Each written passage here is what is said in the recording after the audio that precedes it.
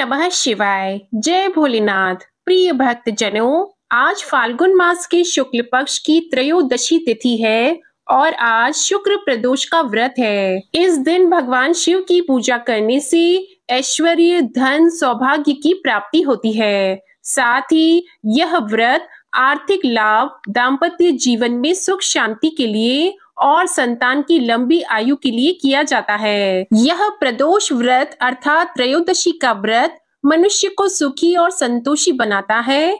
अतः जो भी भक्तजन आज के दिन प्रदोष का व्रत करते हैं और इन कथाओं को सुनते हैं, उनके घर परिवार में सदा सुख शांति बनी रहती है और उन सभी भक्तों की सभी मनोकामनाएं पूर्ण होती हैं। भगवान शिव के साथ साथ माता पार्वती का भी आशीर्वाद उन्हें प्राप्त होता है।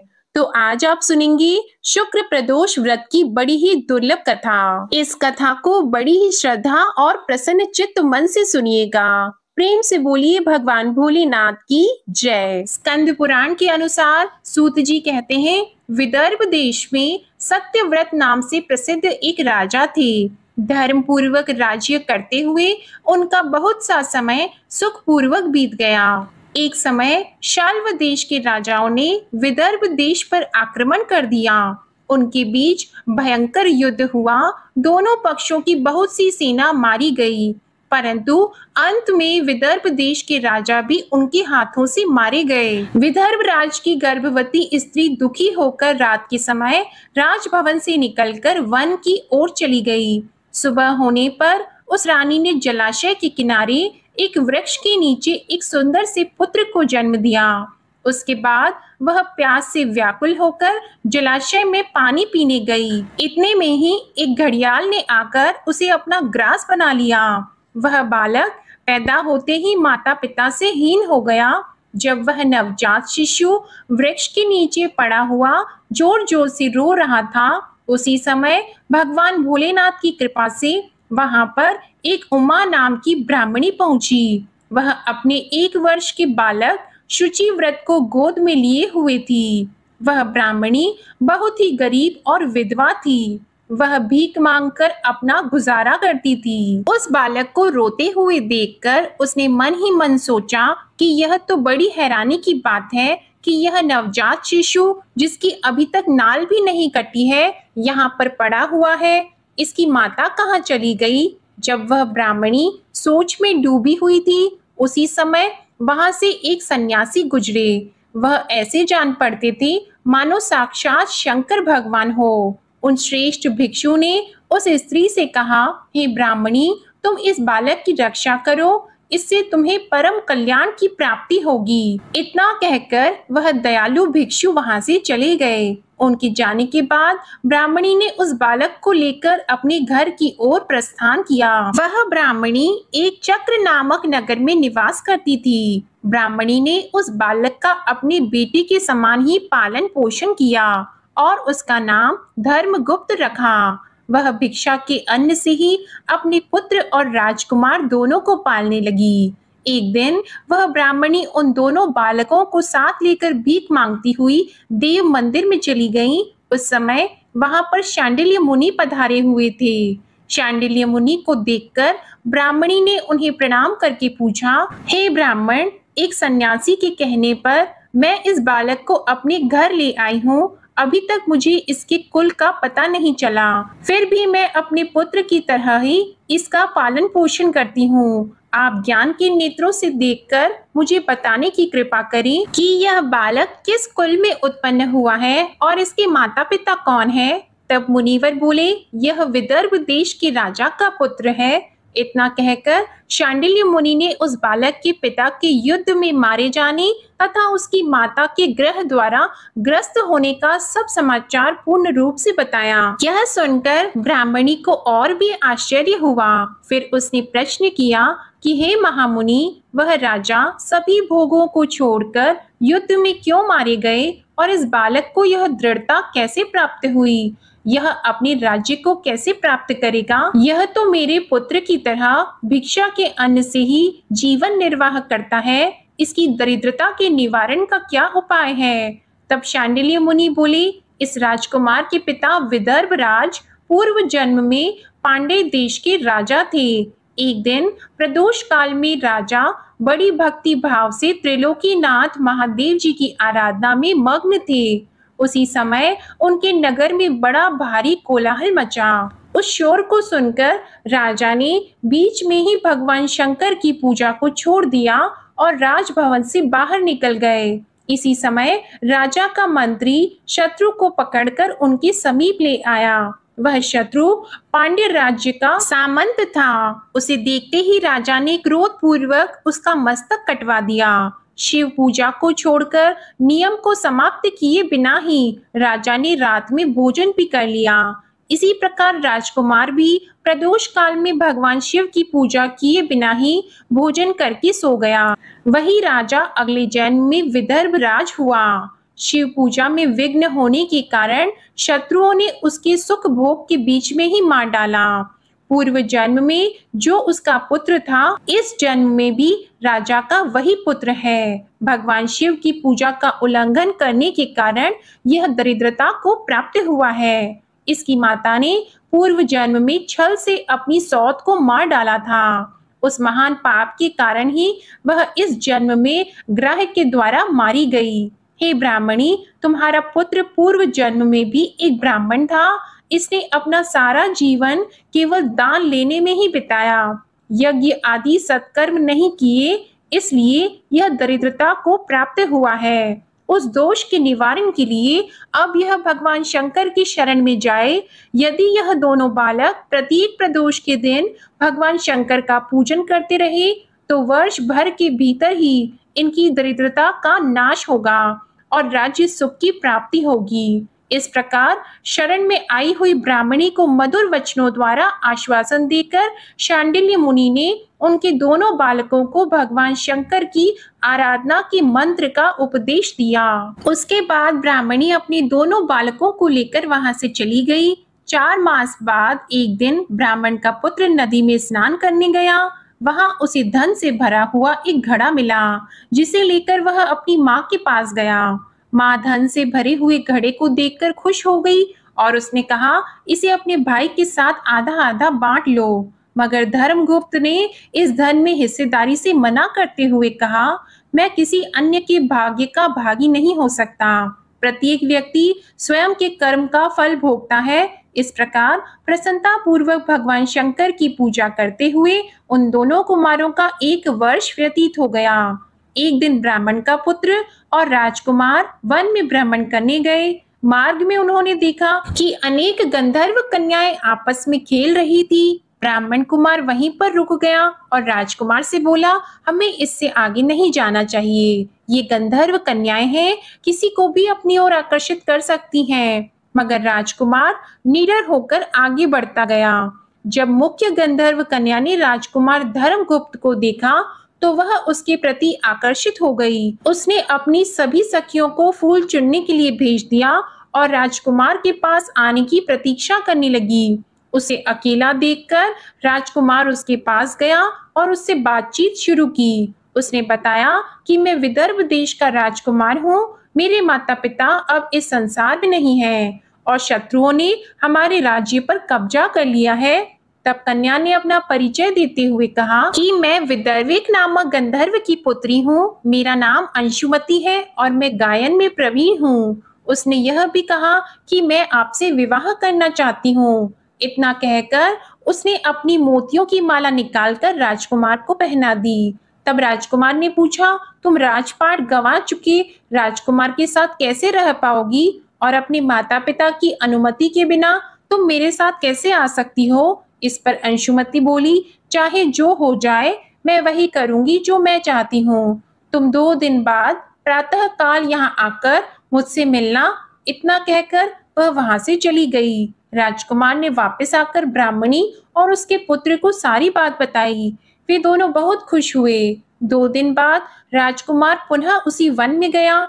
उसने देखा कि अंशुमति अपने पिता के साथ उसकी प्रतीक्षा कर रही है। तब गंधर्व राज ने राजकुमार से कहा, मैं कैलाशपुरी गया था। वहां भगवान शिव और माता पार्वती ने मुझे बुलाकर कहा कि धर्मगुप्त नामक राजकुमार राज्य से विहीन होकर भटक रहा है, जाओ और उसका राज्य पुनः प्राप्त करने में उसकी सहायता करो। मैं उनकी आज्ञा के अनुसार अपनी पुत्री अंशुमति का हाथ तुम्हारे हाथ में दे रहा हूँ और राज्य प्राप्त करने में मैं तुम्हारी सहायता करूंगा। मेरी पुत्री 10,000 वर्ष तक तुम्हारे साथ इस पृथ्वी पर रहेगी और जब तुम शिवलोक में जाओगे तब भी वह इसी काया में तुम्हारे साथ ही रहेगी। भगवान शिव के आदेश अनुसार धर्मगुप्त और अंशुमति का विवाह हो गया। अंशुमति के पिता ने अपनी गंधर्व सेना भी राजकुमार को दे दी। सेना की सहायता से उसने अपने शत्रुओं को परास्त कर दिया और अपने पिता का खोया हुआ राज्य उन्हें प्राप्त कर लिया। अब राजकुमार धर्मगुप्त राजा बन गया।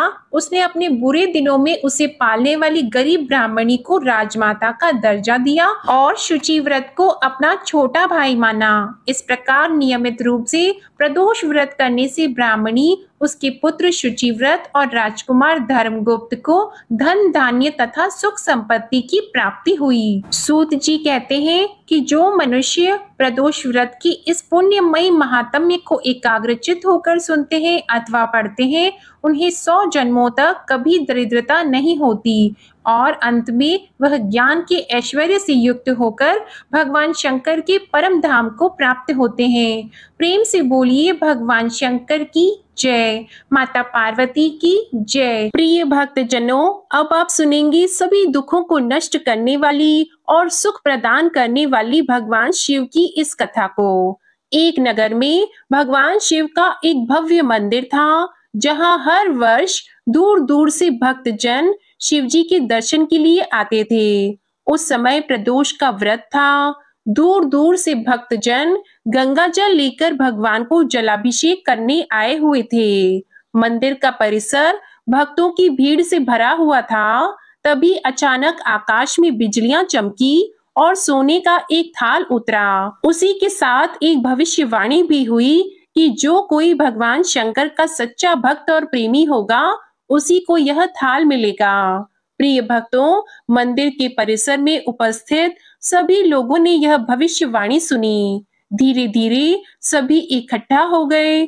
जो लोग मंदिर की व्यवस्था देख रहे थे, उन्हें तो पूरा विश्वास था कि यह थाल हमें ही मिलेगा, इसलिए वे सबसे आगे आकर खड़े हो गए। सबसे पहले एक पंडित जी आए और बोले, देखिए भाइयों, मैं प्रतिदिन महादेव जी का अभिषेक करता हूँ, इसलिए मैं ही भोलेनाथ का सबसे निकटवर्ती, प्रेमी और भक्त हूँ, इसलिए थाल मुझे मिलना चाहिए। इतना कहकर पंडित जी ने थाल उठाया।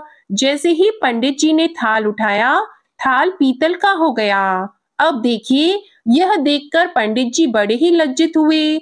उन्होंने थाल यथा स्थान पर रखा और वहां से निकल गए। इसी प्रकार वहां उपस्थित सभी पंडितों ने खुद को आजमाया, लेकिन शायद उनमें से भी कोई भी सच्चा भक्त नहीं था। उन्हें भी थाल यथा स्थान पर रखकर चले जाना पड़ा। इसके बाद उस नगर के राजा का आगमन हुआ। राजा साहब आगे आए और बोले कि हे प्रजाजनों, मैंने महादेव के मंदिर में बड़ी भारी दान दक्षिणा की है, इसलिए यह थाल मुझे ही मिलना चाहिए। इतना कहकर राजा आगे बढ़े और थाल उठाया। जैसे ही राजा ने थाल उठाया, थाल तांबे का हो गया। यह देखकर महाराज भी बड़े लज्जित हुए और थाल को यथा स्थान पर रखकर एक तरफ खड़े हो गए। इसके बाद इसी तरह एक एक करके दानी महात्मा और भक्त पधारे और थाल को उठाया, लेकिन किसी के हाथ में कुछ और, किसी के हाथ में कुछ और हो गया, लेकिन सोने का नहीं रहा।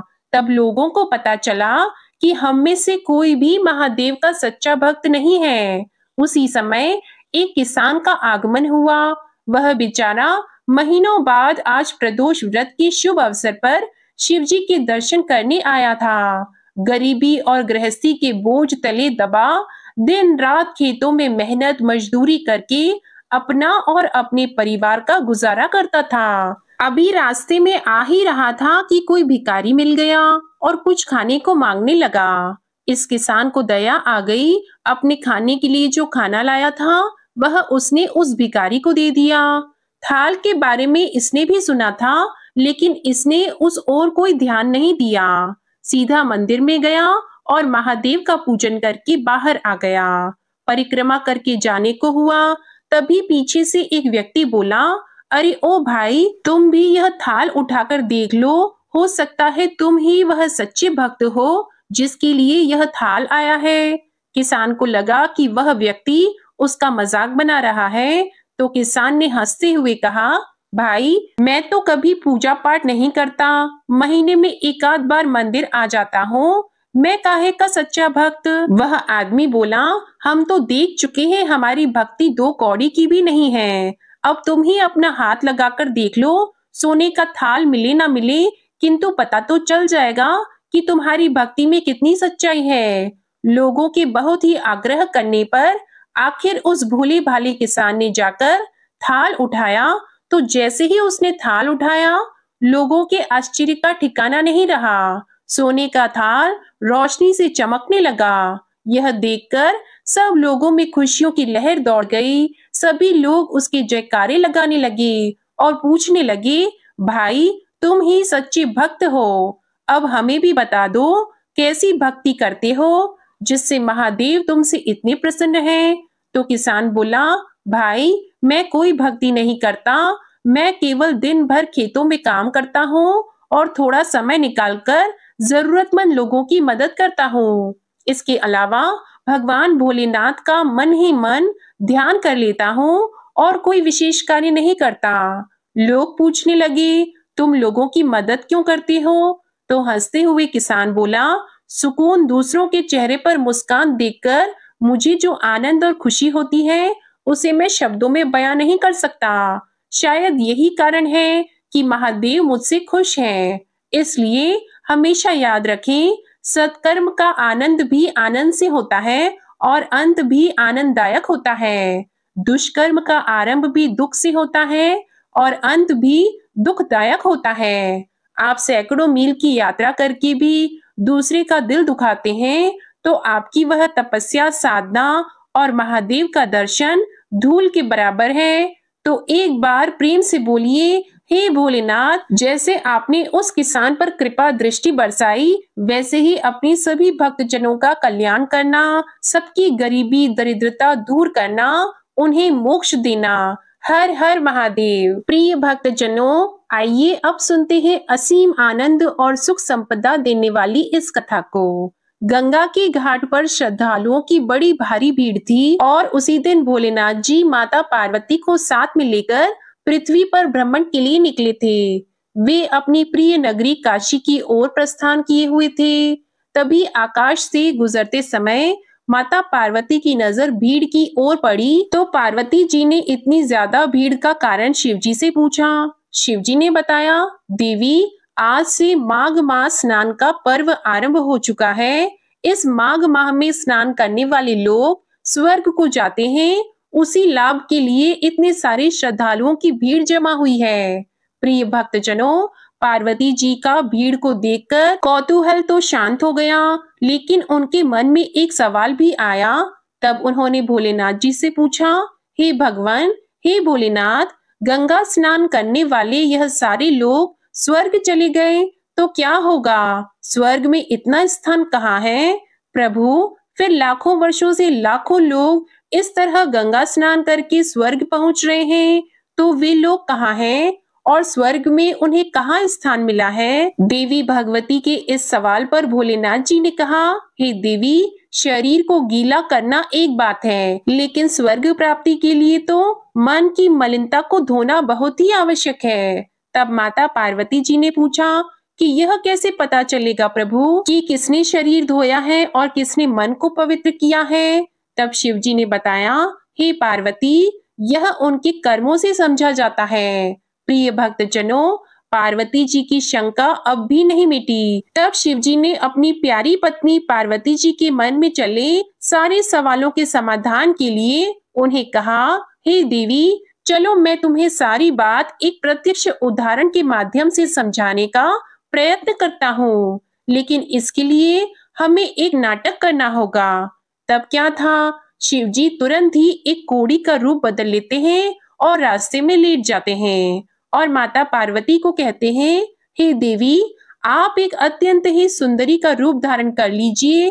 वैसे तो आप अत्यंत ही सुंदर हैं। अब क्या था, माता पार्वती अपना रूप बदलकर कोढ़ी बने शिवजी के साथ गंगा स्नान के लिए जाते मार्ग के किनारे बैठ गईं। गंगा स्नान करने वाले लोगों की भीड़ उन्हें देखने के लिए रुकती, तो ऐसे अलौकिक सुंदरी के साथ ऐसे कुरूप कोढ़ी को देखकर सभी हैरान हो रहे थे और सबको आश्चर्य भी हो रहा था। कौतूहल में सभी इस बेमेल जोड़ी के बारे में पूछताछ करते, आपस में कानाफूसी करते। माता पार्वती जी शिवजी के द्वारा रटा हुआ विवरण उन्हें सुनाती रहती। देवी पार्वती सभी को यह बताती कि यह कोढ़ी मेरा पति है। गंगा स्नान की इच्छा से हम यहाँ आए थे। गरीबी के कारण इन्हें कंधे पर रखकर लाई हूँ। बहुत थक जाने के कारण थोड़े विराम के लिए हम यहाँ बैठे हैं। प्रिय भक्तों, रास्ते में आते जाते कई लोग तो देवी पार्वती को देखकर उन्हें अपने पति को छोड़कर अपने साथ चलने की बात कहते। अब उनकी बातें सुनकर माता पार्वती को बहुत क्रोध आता, लेकिन शिवजी ने उन्हें शांत रहने का वचन जो ले लिया था, इस कारण माता पार्वती को न चाहते हुए भी शांत रहना पड़ता। माता पार्वती तो यह सब बातें सुनकर यह सोच रही थी कि भला ऐसे भी लोग गंगा स्नान के लिए आते हैं, ये स्वर्ग जाने की कामना रखते हैं। ऐसे लोग जो किसी दूसरी स्त्री पर नजर गड़ाए रखते हैं, क्या ये स्वर्ग के अधिकारी हैं? माता पार्वती के चेहरे की निराशा देखने ही लायक थी। भोलेनाथ और माता पार्वती का यह क्रम शाम तक चलता रहा।